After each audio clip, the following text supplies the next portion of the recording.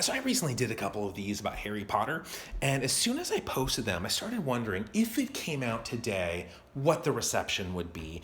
I thought this for like 3 seconds because it came out in the 90s and you can't change that, so it's a boring question. Much more interesting is the question I thought of next, which is, if you got to pick a decade to be a fantasy writer, which one would you choose?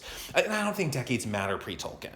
Like, books matter I mean, like, The Picture of Dorian Gray, maybe my favorite book of all time, predates Tolkien.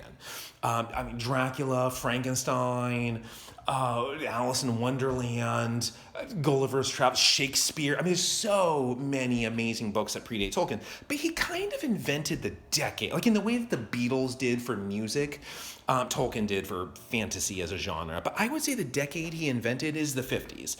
Like, I know The Hobbit came out in the 30s, but it didn't graduate to Lord of the Rings, right, until the 50s. Same thing with Sword in the Stone. That came out in the 30s, but the Once and Future King, what that matured into, 50s.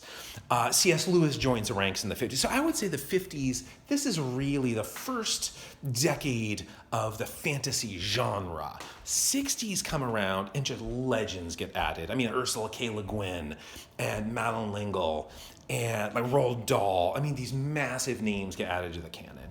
1970s, Princess Bride. This is my other candidate for the greatest of all time, William Goldman.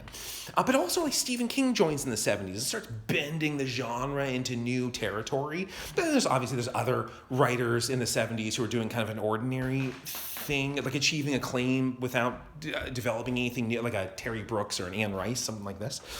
The 1980s come around, feels like a calm before the storm. I mean, there's like a Tad Williams, a Terry Pratchett, there's big names, but it feels like a quiet decade before the Cambrian explosion of the 90s. I mean, that's the 90s, that's Harry Potter, right? That's Malazan's coming out, The Witcher's coming out, George R. R. Martin is doing his thing, Guy Gavriel Kay, Neil Gaiman. I mean, there's so many huge franchises are emerging in the 90s. The 2000s come around. And it feels like the pop era. I mean, Twilight is huge in the 2000s. I would say Brandon Sanderson is sort of on the border of pop. But there's also Pat Rothfuss, right? My favorite contemporary writer. And there's Jim Butcher and Joe Abercrombie, other writers too.